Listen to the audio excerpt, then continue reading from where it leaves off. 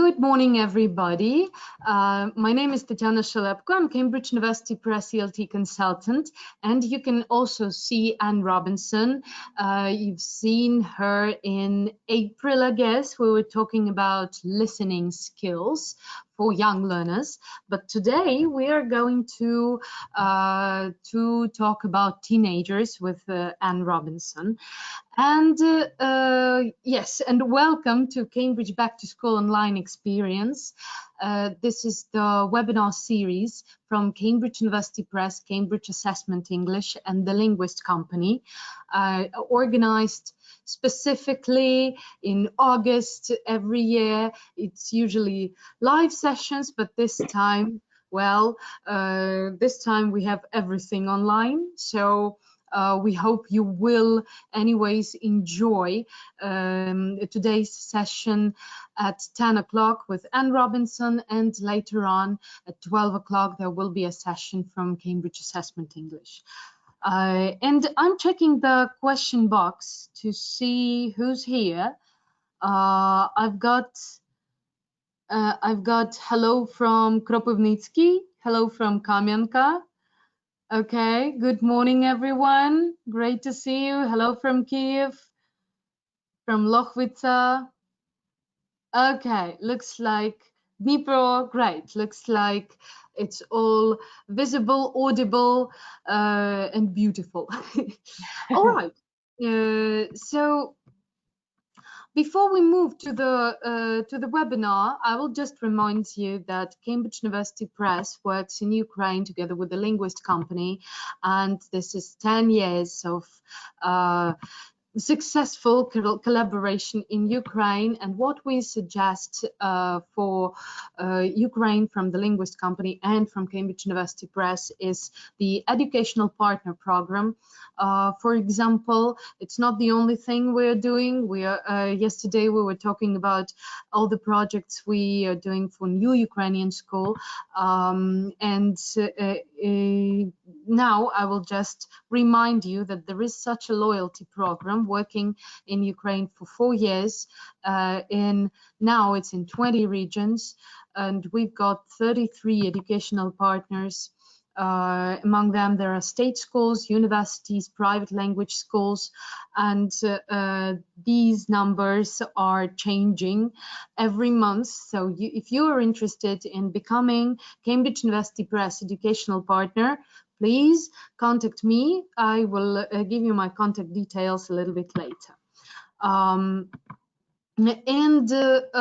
Today the session will be based on Prepare course.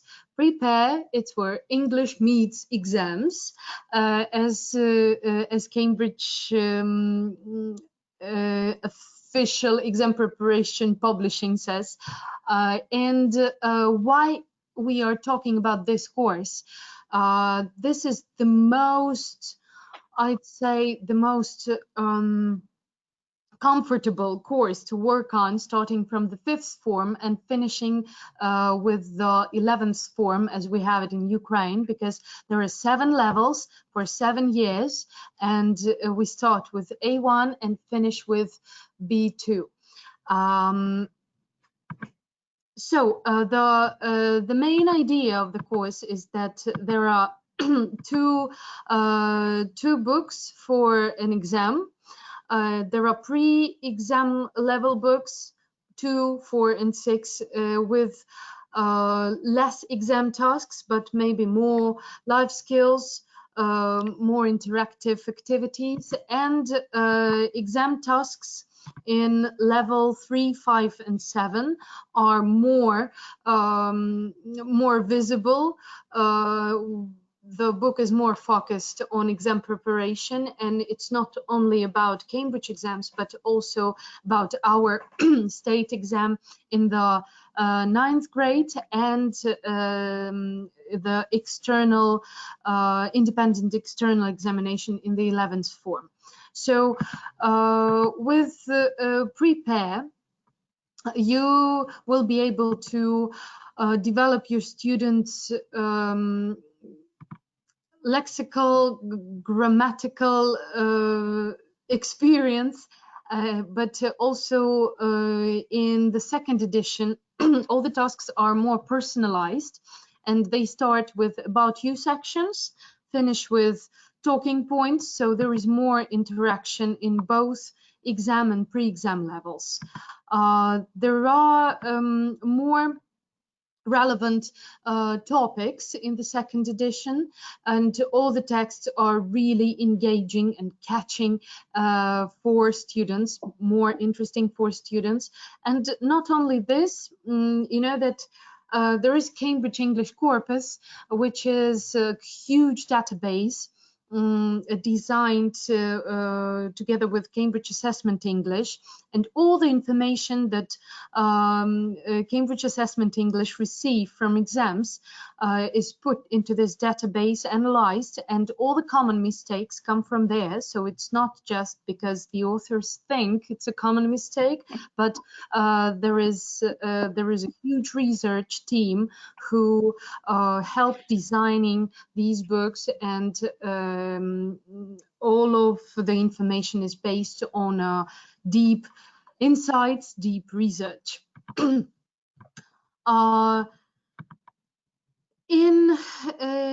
the exam levels, there are prepare for exam sections. You can see them on the screen. And also the whole course is informed by English profile, which links all the tasks to the CEFR level, which means that if you take B1, you can be sure that this is real full B1 level. And what's new in the second edition of Prepare is the life skills section. These are the sections which develop students' critical thinking, creative thinking, emotional development, digital literacy, and many more other things. And you can see here physical well-being.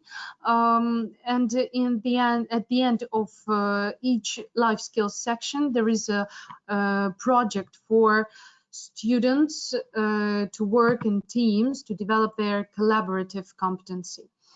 There are also culture sections which are changed in the second edition, and what's new about them is that all the texts are about English-speaking countries, which is important for all the teachers in the world, as the research showed, because the whole edition, second edition, was based on teachers' feedback. And there were loads of teachers who were giving their advice on how to change the book so it becomes better, so it improves. And all of them said that there is a lack of country studies, such a subject which was popular in our schools, and everything you need on country studies is here in culture sections throughout the whole course of 7 levels of Prepare. And there are also videos in Prepare linked to, for example, culture sections or other topics, and all you need to support your teaching, like all the videos, all the audio for classwork, for homework, many resources for testing students, to have additional grammar lessons or literature lessons. All the resources you can find in the e-source, and the code to the e-source is in the teacher's book. So you don't need to get a CD, a DVD, teacher's resource pack, a teacher's book, and everything separately, but everything is in one place, and the access to this place, to the e-source, is in the teacher's book. So if you decide to use Prepare, be sure you use it with the teacher's book, with all the lesson plans and the access to the e-source. This is what the e-source looks like, and you can see here grammar section, vocabulary, literature, speaking, writing, video, games, students book audio, workbook, and tests from test generator. And you can download all of these things for you or use them online. Also, the linguist companies suggest not only the student's book and activity book, but also companion for Ukraine for free with the topics that are needed for the Ministry of Education and Science of Ukraine.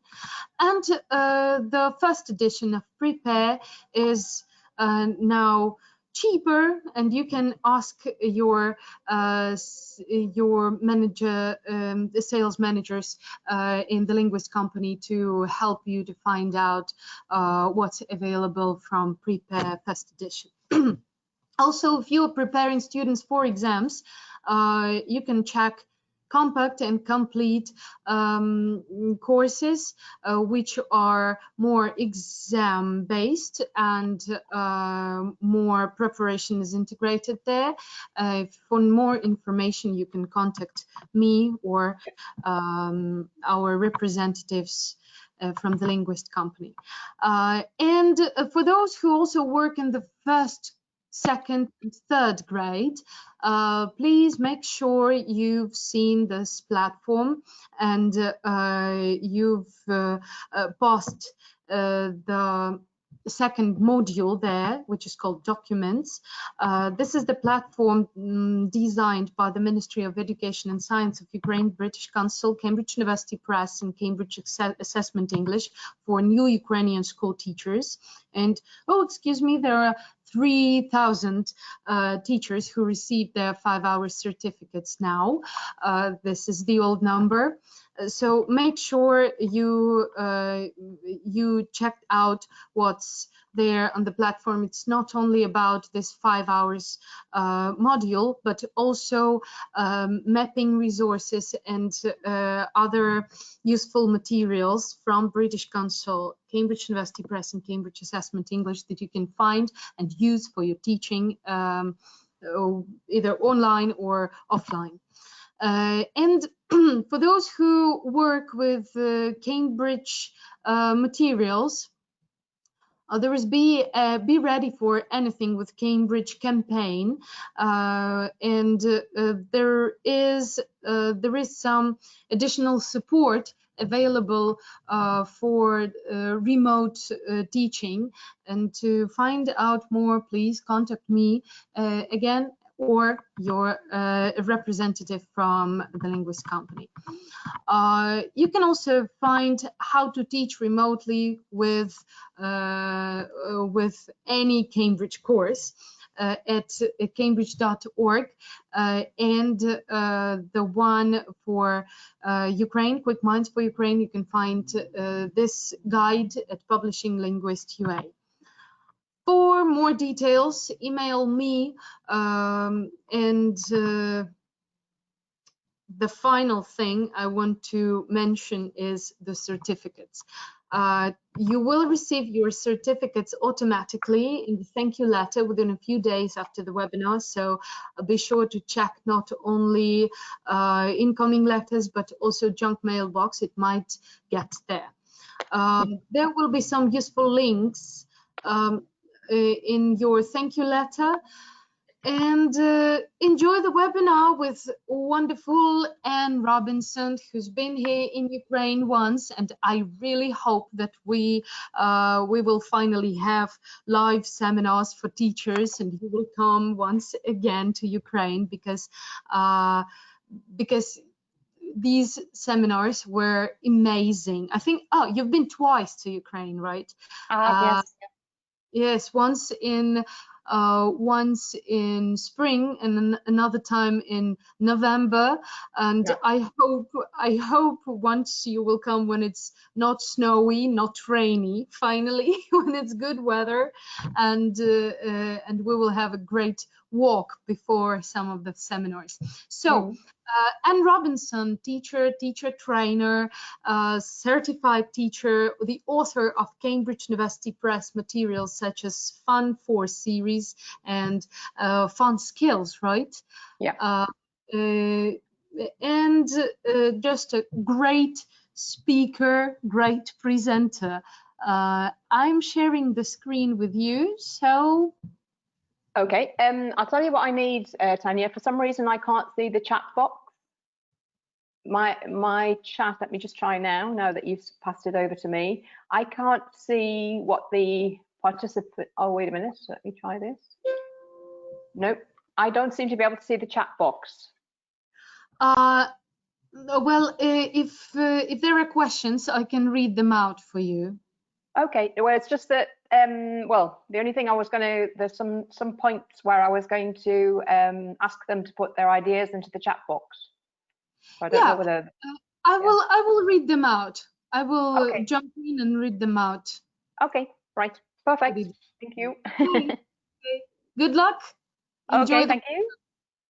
Okay, yeah, and I hope everybody can hear me. I know Tanya could hear me earlier, and she can obviously hear me now. So I hope you can all hear me. Okay, so let's get going. So today my session is going to be, it's called, the title when you signed up, Making Language Real. So whatever course book, whatever syllabus you're following, there's a language syllabus, there's probably a topic focus as well. So there's vocabulary that you need to cover with your students, there's grammar. The course book will hopefully, usually these days, will have both controlled and freer practice activities already written for you, which is great. But what I'm really thinking about today is where can our students use this language in real life, in topics and situations that they can identify with.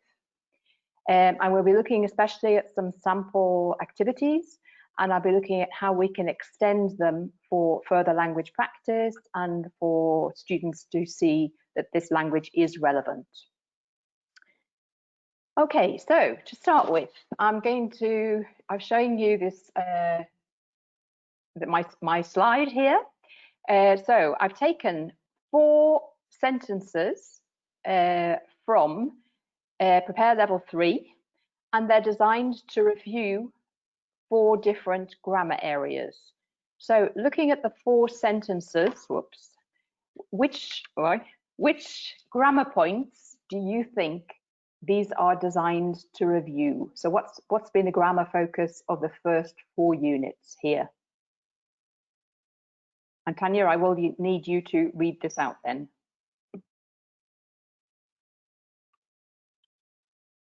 Okay, I'm coming back. Okay. So the question was, what are the grammar points, right? Yep. I guess there is a little delay. Yeah, probably. Yeah, tenses, says Irina.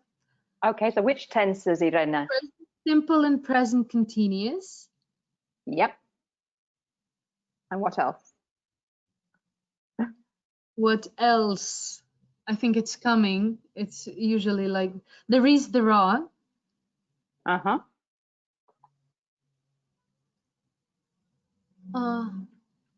What about 2, sentence 2? Obviously it's the present simple, but what kind of focus, because we're testing want. What do you think might be the focus? Past simple, want to. Mm-hmm. Non-continuous verbs, stative verbs. Yeah, very good. Okay. So Plural, singular. Okay, there are too many answers for now. Jumping. Okay, that's perfect. It's perfect. We're definitely getting there.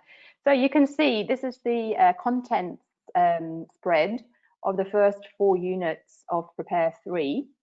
So you can see in the right-hand column there, the grammar column, the focus of these units.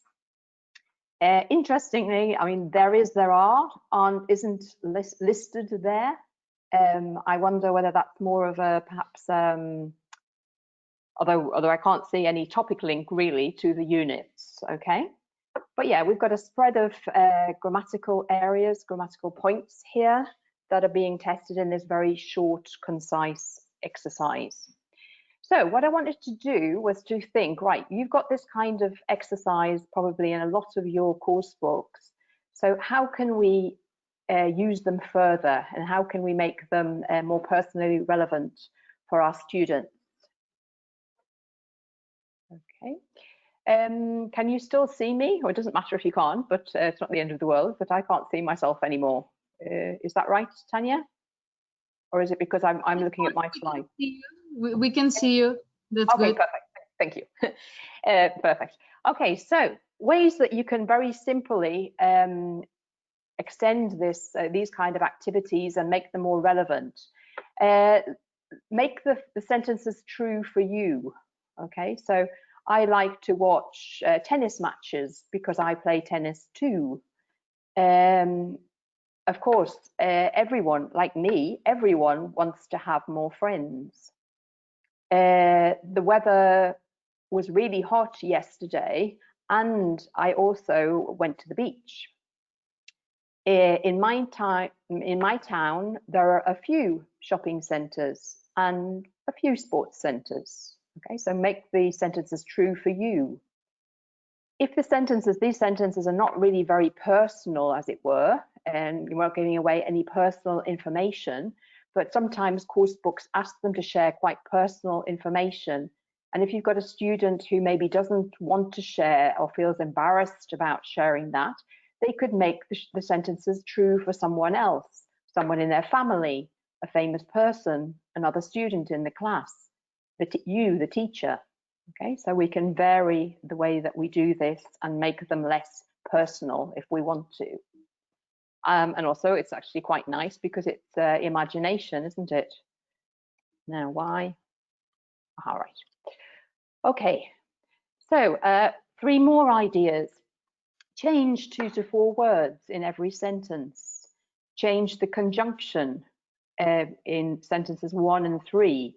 So change because and change but. Yeah, so we could have, I like to watch swimming competitions, but, and then the second part would have to change. The weather was really hot, and I also, yeah, whatever. Choose the sentences and continue or put it into a paragraph. So let me show you that. Okay, so I've done some of those activities in the sentences or the texts on these in these squares. So can you tell me which activity I've done, which of the suggestions? For example, in 1, what have I done to the original sentence? Yeah, so I've now got, I like to watch videos about skating because I skate too. So what have I done to the sentence, to the original sentence? Okay, it's coming, I think. Okay, no problem.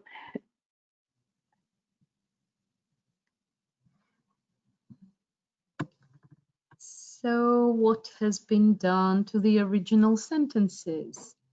Mm-hmm. You wrote information about yourself. Yes, so I wrote it, I changed to make it about me. And so we got, instead of swimming competitions, we've got skating, could be skating competitions. So we've made it true for me. What about number 2? What have I done to the original sentence? You changed the grammar to watching, changed the words. Okay. Okay, so basically I haven't done all the 6 suggestions I had on the slide, but I've done a few of the suggestions so you can see how this would work. Okay, for example, 4, I've taken the 4th sentence and I've continued it and given more information, specific information for me. Okay, so these are ideas that we can use with students to get them to use the language more, to further practice, but especially to make it real and relevant for them. More ideas, okay? Add adjectives, okay? So in sentence 2, I thought it was quite difficult, or we could add adjective as well. We could have more real friends or more close friends. So they can add adjectives. I like to watch exciting swimming competitions. The weather was really hot, but I still had a great, exciting, fun time there. In my town, there are a lot of huge shopping centres and fun sports centres. Okay, add another thing to each sentence, so make it longer. Yeah, for example, sentence 2. Disagree with a sentence. Yeah, for sentence 1. No, you don't. You stopped swimming years ago. Okay, so you can disagree with a sentence. Okay, so there are 8 suggestions there of how to further exploit and further practice the language, the grammar, and also to make it real and personal for them. I didn't mention, I will mention now, I will be sending Tanya a handout with these different activities and how to go about them and organize them, and with suggestions. Okay, so I'll send you that after the session. Okay, this is another activity from Prepare 3. I really like the approach to this grammar. This is the verbs not used in the continuous, as one of you, or at least one of you correctly said that the want sentence was. So first of all, we get a context. I've only taken 1 paragraph from this text. The original text actually has 4. But I took this shorter text, and that's probably what I might do in the class as well. They might have read the text, but then perhaps I'll just take a section of the text to focus closely on the language. Because if you ask, especially maybe a weaker student, a less confident student, to look at a really long text, that might be a bit off-putting for them, a bit too much. So if you focus on a shorter stretch of text like this, it's easy to focus on the language with everybody. So the activity asks them to find the verbs in the article and underline them. So in this text, yeah, which of the verbs have we got? We've got scientists think, they don't understand, but they know that some deserts are growing. And then the other verbs, interestingly, are in the continuous. Okay, nice contrast here, are growing, are getting smaller, getting wetter and drier. Okay, so we've got a really nice deduction here, okay, activity. So the verbs above are about thinking, feeling and owning things. We don't usually use them in the continuous form. Yeah, so we've got them to find the verbs in a text, and then we tell them what the grammar point is, as it were. And then they're given more verbs, and again we've got some verbs which are used in the continuous forms and others that aren't. So from what they've seen, which area do these verbs belong to? And we've got belong to precisely, which would be the area of owning something. And then we've got feel, which, as when we're talking about giving an opinion, is not usually used in the continuous.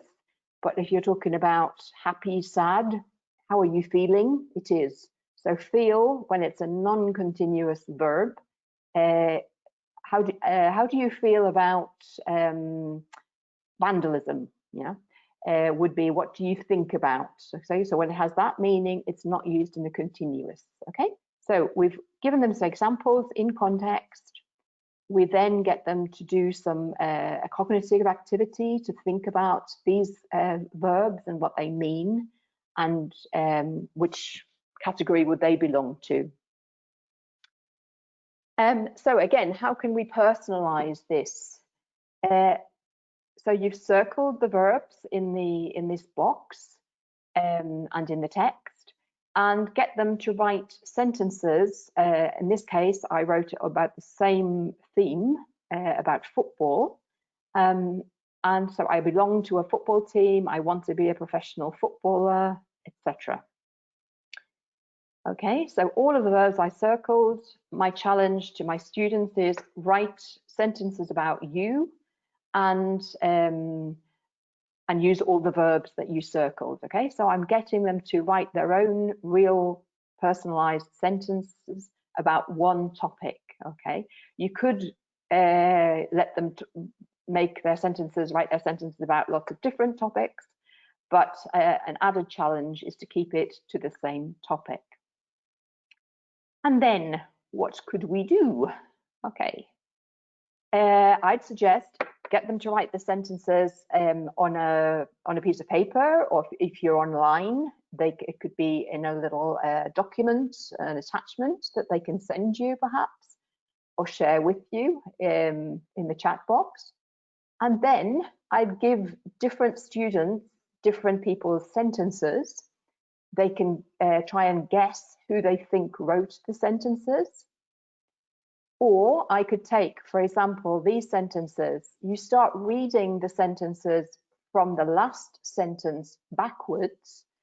So imagine I read the sentence, I hate cleaning my boots. And you have to guess what you think I'm writing about. Yeah? So you might come up with horse riding or skiing. Yeah. And then work backwards, and you can see how many sentences you have to read before people can guess the right answer. Okay, and you could get them even. You could do this all together, so you can get students to write down their first guess, then when they hear the second sentence, their second guess, and see how long it takes for everybody to get to the right topic in this case. Okay, so again, we're looking at the grammar and we're looking at students making it relevant for them. Okay, and here's what I've just suggested. Okay, again, I'll put this on your handout so that you've got the different ideas. Then with Prepare, there's a lovely pack, huge pack of teacher resources that go with the course. The only but for me is that they're in black and white, which I suppose makes it easier to copy them if you need to. But it's a shame if you're using it on the screen, okay, that it's not in color, okay, but that's my only but. I think I would probably make my own. I'd probably put this on card and color in the dice, or maybe color in the squares, and you know, put plastic over it and reuse it if it was me teaching this. Okay, but great activity. So what the game is, you can see there are some dice that go down and some dice that go across. So a student throws the dice twice, okay, and let's imagine I throw a 6 and I throw a 4. And I get to which sentence? And in the chat box, and Tanya, if you can just tell me, if I throw a 6 and a 4 and I say, we have a gas cooker at home, do you think I'm telling the truth or am I telling a lie? We have a gas cooker at home. A truth or a lie?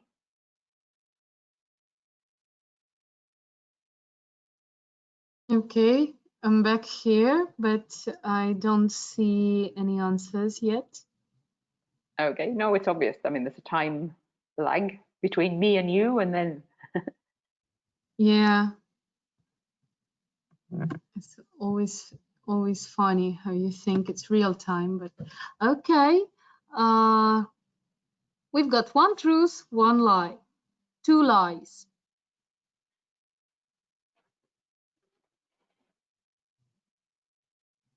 Okay, now there are more true. Looks like people vote for truth. Okay, well, actually, no. I don't have a gas cooker at home. I have an electric oven and a hob, yeah, an electric hob as well. I like gas cookers and gas hobs actually, but no, it's a lie. Okay, so in that case, what happens is I get a point for everybody who said true. Okay, so everybody who said true, I get a point. And everybody who said it was a lie gets a point. Okay, and you continue like this, and at the end, yeah, you can have a winner who has the most points. Okay, so truth and lie. So I've put some screenshots here from the teacher's notes for this activity. Okay, and the teacher's notes are great. They're very thorough. And lots of extra suggestions. So you can ask them to write some brief extra information. So I live on the ground floor. My flat has 3 bedrooms. Okay. And then the other players can also ask you a question. Yeah, which is your favorite room, for example. And then if you don't have a dice, then they give some suggestions there. In my case, if you don't have a dice, the way I normally do it is I get the player, another person, to count in their head. Yeah, 1, 2, 3, 4, 5, 6, 1, 2, 3, 4, 5, 6, 1, 2, 3, 4, 5, 6, and you say stop, and whichever number that your partner is thinking of, that's your first or your second throw. Okay, so there are always ways of getting around not having dice. Follow-up activity, really nice activity. Students remember as many of the true sentences as they can and write them down. Yeah, so that could be their true sentences, or it could be everybody's true sentences. Okay, an extra challenge. So some really nice extensions and ways of making this personal in the teacher's notes. Okay, let's move on to vocabulary. So again, this comes from Prepare Level 3. And in this case, again, we've got a really nice introduction to the vocabulary. We're focusing on different meanings of take. Okay, because like take, like a lot of other verbs in English, very simple verbs, can have a different meaning. I mentioned feel just earlier. So what does take mean in this sentence? I'm 15 now and I'm back at school because I need to take exams. So what does it mean? Okay, and it means to do exams or to sit exams, we can also say. Then you've got a nice little mind map with collocations with take, and then they have to match them to the different meanings of take. So again, we're not just telling the students these rules or these meanings in this case. We're getting them to work them out, and that's much more memorable and I think much more relevant than just simply telling them what it is. Then the third activity is write an example sentence for each of these meanings, which I like. But I thought, would everybody in the class, in my class, be able to do that? And also for me, some of the meanings of take are quite simple, quite straightforward. So if you take an umbrella, you take it with you, you carry it. It goes with you. Whereas if you take a subject or take a turning, then perhaps it's not quite so clear. Okay, so what help could we give students with this activity of writing an example sentence? Maybe what little step that we could do before we do they write their sentences? What would you suggest?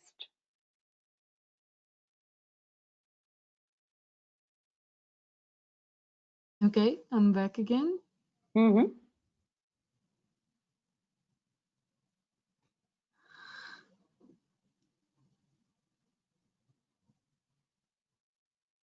Okay, I've got one of the feedbacks. This is so interesting. Not the answer itself. For someone, it's more comfortable when students use numbers and letters in such activities. I think they're talking about the previous activity. Okay.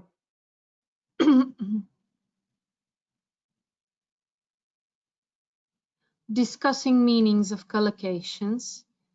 Mm-hmm. Explain the combinations in plain English. Yeah, okay. Okay, anything else? Okay, well, I'm going to share my suggestions. Okay, I will disappear. Okay, give your own examples, and this is actually suggested in the teacher's notes again, yeah? So give your own examples, yeah? So you could say, you know, I take a phone with me when I go out, just in case something happens, for example. My favorite, the subject of the subjects I took at school, my favorite was always languages in my case. Okay, so perhaps give your own examples using different words, for example, different collocations potentially, but using your own examples. Use the stronger students, okay, to give one or two examples. Something I like to do a lot, okay, if you go onto a search engine, for example, Google, if you go on there and you go, instead of going in for the general search, go into news. So you've got, you know, the sort of general search, you've got images, and you've got news.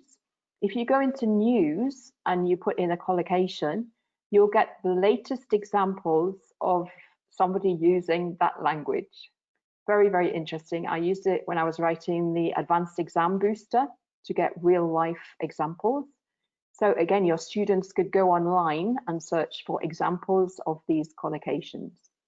But I think the main thing that I would suggest is the final one that I've put here.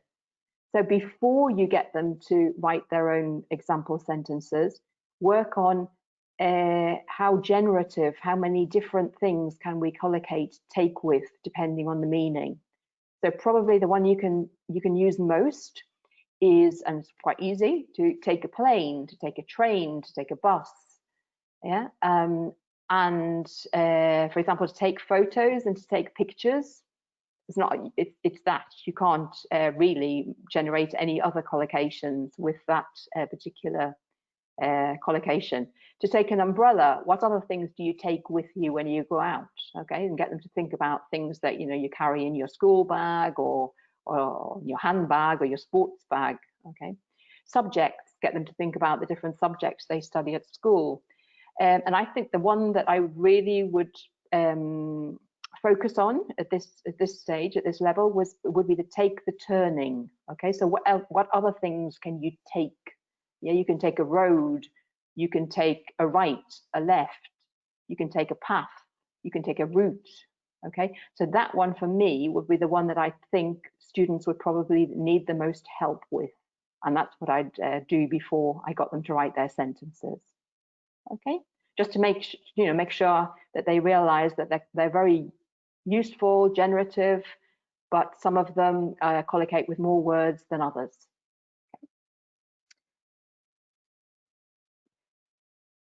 Okay, so remember we had those 4 grammatical sentences, yeah, which of course everyone would like wants to have more friends. So the 4th activity with the take collocations is this. So it's complete the questions with the right form of the. Oh, sorry. Wait a minute. What have I done here? I've gone out. Let me get back. Right, okay. I was trying to move something on my screen and managed to move the whole screen. Right, let's go here. So we've got some questions, okay, that they have to complete with the words from that mind map that we had. Yeah, so when did you last take an umbrella with you, out with you in the rain? So they use those words to complete the questions, and then they answer them. Okay, so again, a really nice, I think this is a real language activity and a relevant language activity for students already made. Okay, but remember those things that we did earlier. So something I like to do is something called revenge questions. So revenge questions are loads and loads of questions, a long list of questions, usually on the same topic. So I wrote quickly some more questions about umbrellas. And as you can see, do you sometimes take an umbrella when it's not raining? What's the best size umbrella to take? What's the best color? If you forget your umbrella, how can you keep dry? Which other ways are there? Okay, so you could get your students to write more questions following on from the first question. And then the idea with the revenge questions is that you either say, right, Marco, you answer the questions about the umbrella. And Michela, you answer the questions about the other things now. Or they could choose one question for each person. Okay, so you've got a group of 5 and you're going to decide which person answers which question. You choose a question for them. Here's some questions about using a phone. Okay, and photos, taking photos, but with a phone, because I thought probably our students were more likely to use a phone than a camera, as in the original question. Okay, so again, either you can write these questions and have them ready prepared, or you could get your students to write more questions. And something I like to use in class, okay, so if they've been doing the speaking activity, I would have perhaps a pair of students being the 2 speakers, and then I would have the a language monitor. Okay, so I want these students to practice these take collocations, expressions. So I've got somebody listening and they're ticking. Did they use take? Yes, they did. They used it 3 times. And did they use it correctly? Yeah, so did they say take the photos, for example? Okay, or did they say take photos? Okay, so we've got a language monitor monitoring if the language is used and if they're using it correctly. And we can also have an interaction monitor, which again, I think is a great addition to some, not always, but some speaking activities. So the interaction monitor is watching them, and did they look at each other when they were speaking? Did they nod when they agreed? Did they react? Wow, really? Did they ask more questions, or did they just jump on to the next question? Okay, so these people can help you as a teacher monitor speaking activities.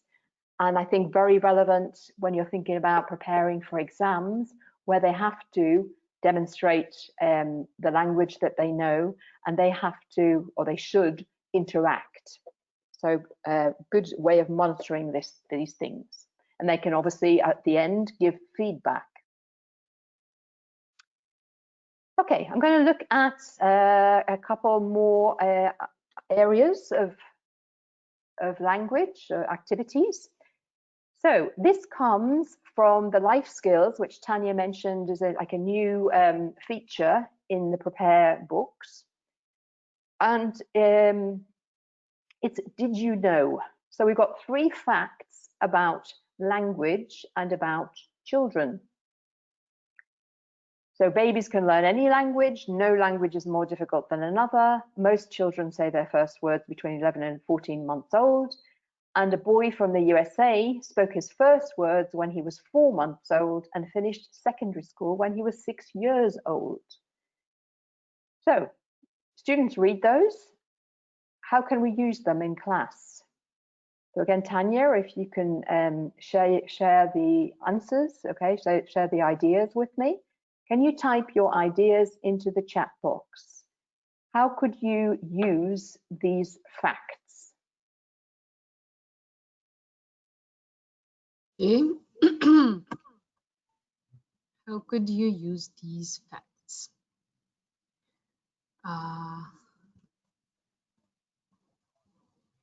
Agree or disagree? Mm-hmm.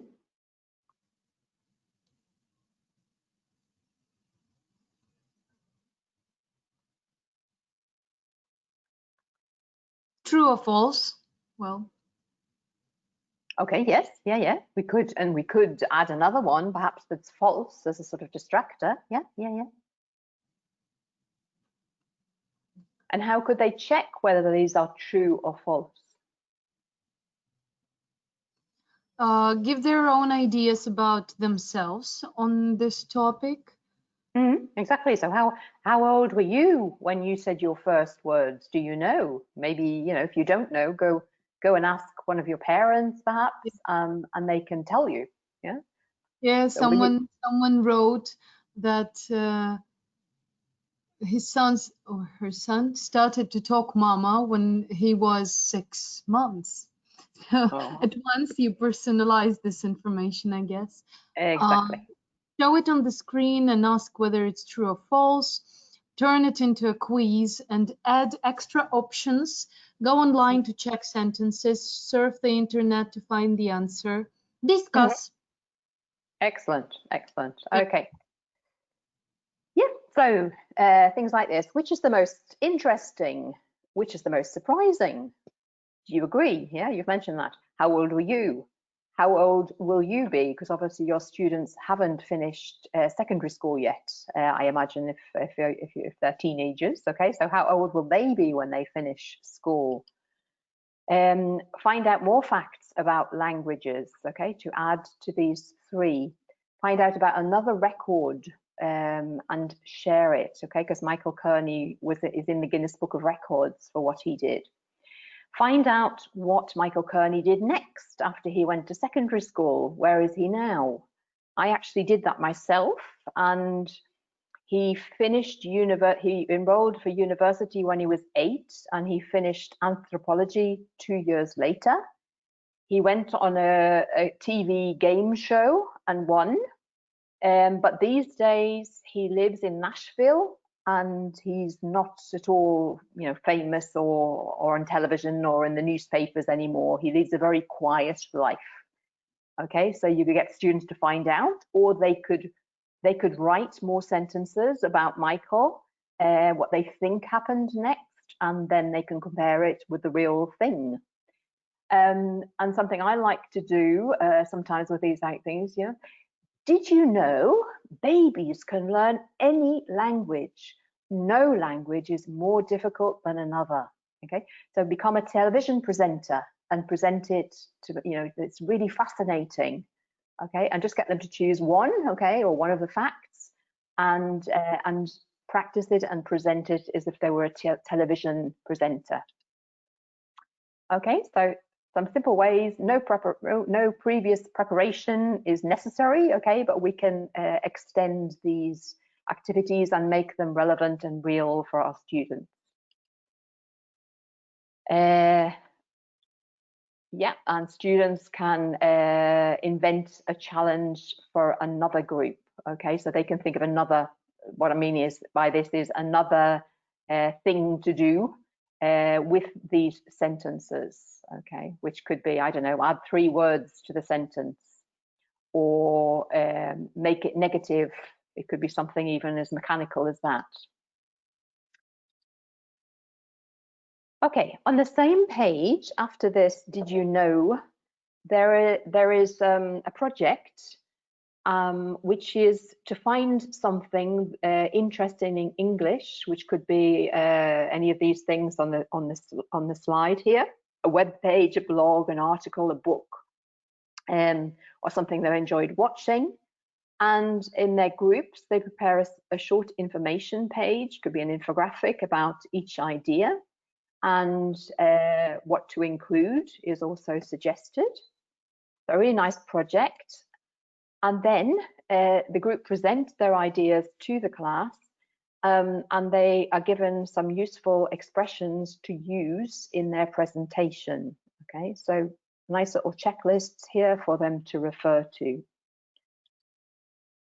And then the suggestions, I thought was a lovely idea, okay, was to create a class file for everyone and keep adding to this. So it's not just something they do once as a project, but as a class, they create a class file. It could be a class blog or a page of links of useful things to do in order to practice their English, to read or watch things in English. So a really nice project and very, very practical, I think. One thing that I sometimes do is I collect together some songs. So this is a grammar playlist, and I think you can probably see that my grammar playlist is focusing on comparatives. Okay. Now, sometimes when we use songs in class, students will say, oh, I don't like it, they've never heard of it, they don't like it, they're not interested, okay? But in this case, what I would do is I'd say, look, this is the playlist. I'd perhaps play a little part of each of the songs and say, which one do you like? Which one, immediately do you like the little short extract that I've played you? Okay, I want you, right, you like Higher Ground. Listen to Higher Ground and tell me if you like the whole song. And listen to it, maybe tell the other students in the next class what it's about. Find out more about it. When was it written? Was it a hit? Do you like it when you've heard the whole song? Which part of the song did you like most?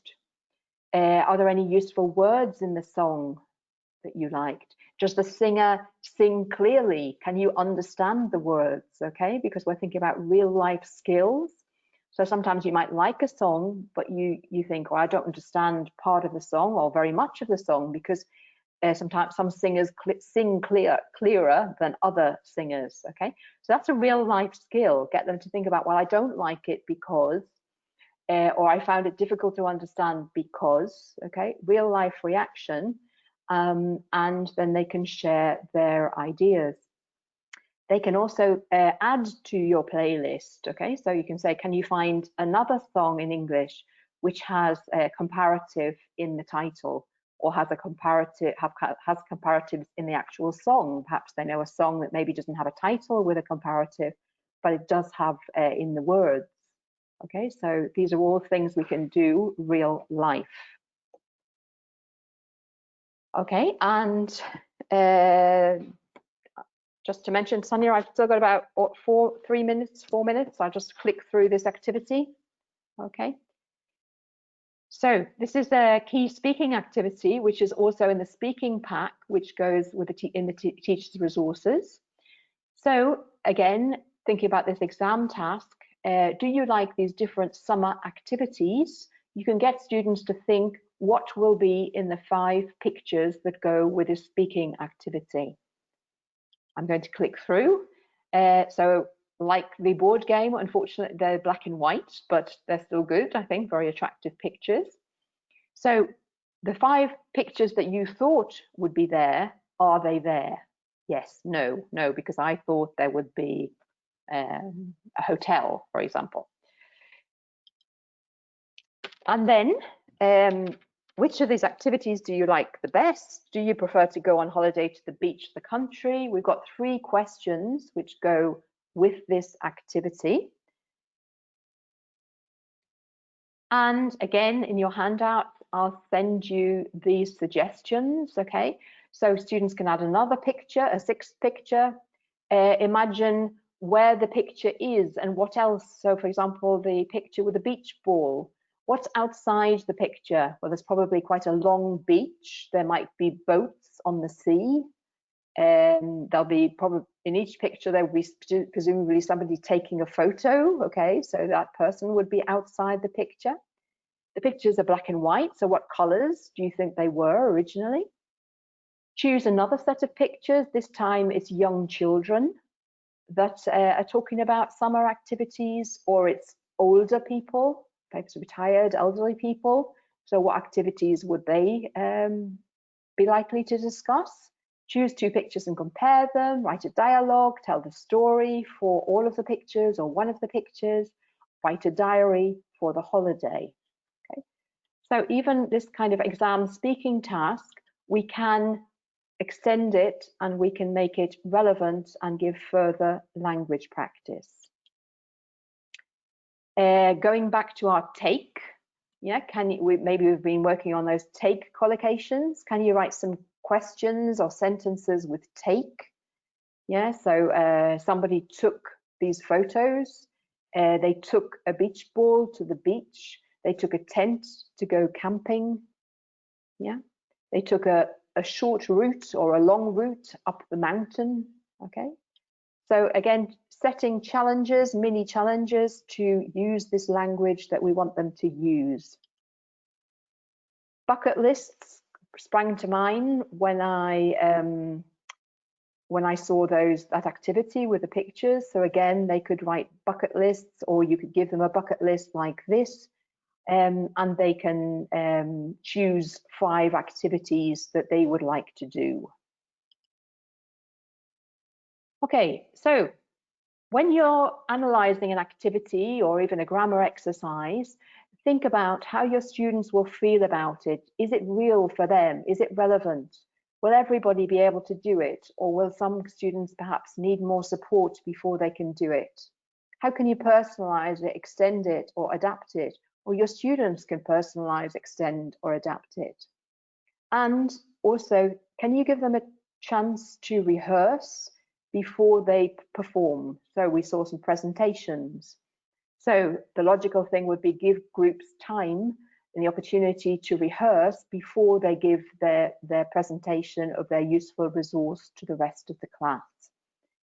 Okay, so important steps, I think, in when we're thinking about an activity or thinking about an exercise and making it real and relevant for our students.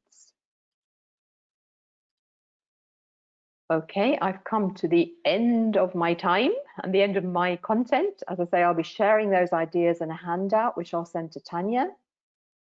I'll also, these are my contact details if any of you would like to keep in touch or send me comments, ideas, suggestions, questions, whatever. I really love hearing from teachers. So please, get in touch, keep in touch. And Tanya, if there are any questions, yeah, you can fire them my way.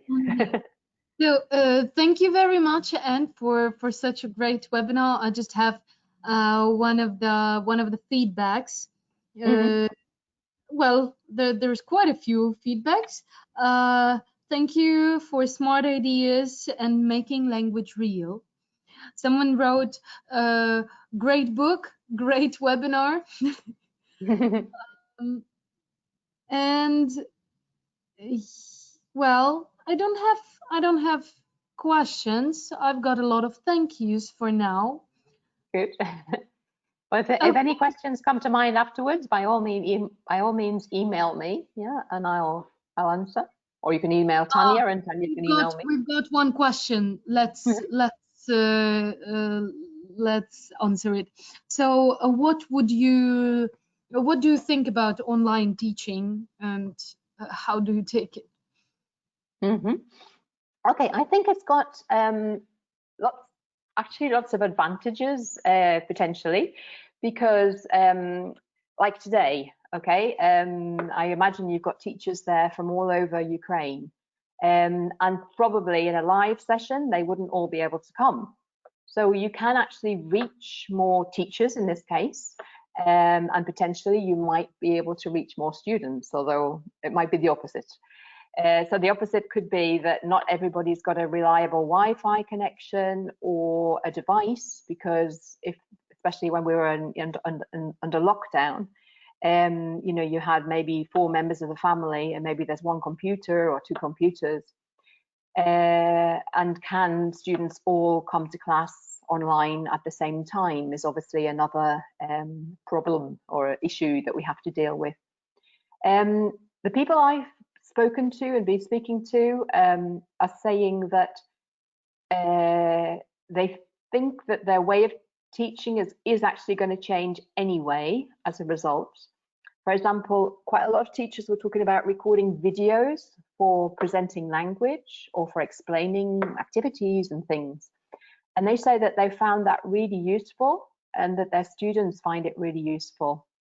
So I think a lot of teachers are planning on using more, you know, recorded things that obviously you can reuse. That's the advantage as well.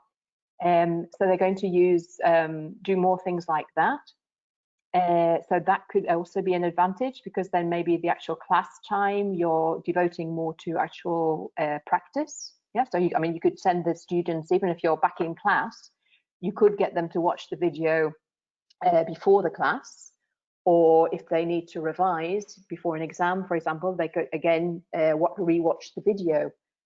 So I think, well, obviously it's not the same as being in the classroom. I would hope that we'll all be able to get back into live sessions. But I think we should think, well, it has got some positives, and what have I learned?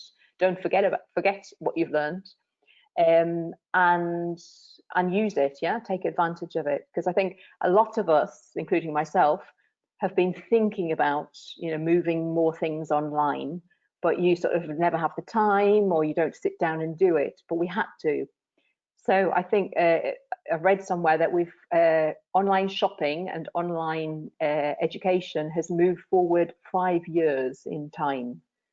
So let's not go back 5 years, but let's keep the good things and you know, use them. So I definitely think we should do that. One thing I would say though is I think the biggest complaint or negative thing that teachers have been saying is they're exhausted because they were spending far longer working than they would be if they were in school. So I would say, you know, if you've normally got an hour's lesson, it's fine to make it 50 minutes, because you need a break between lessons. Your students need a break. They need to go to the toilet, maybe get something to eat.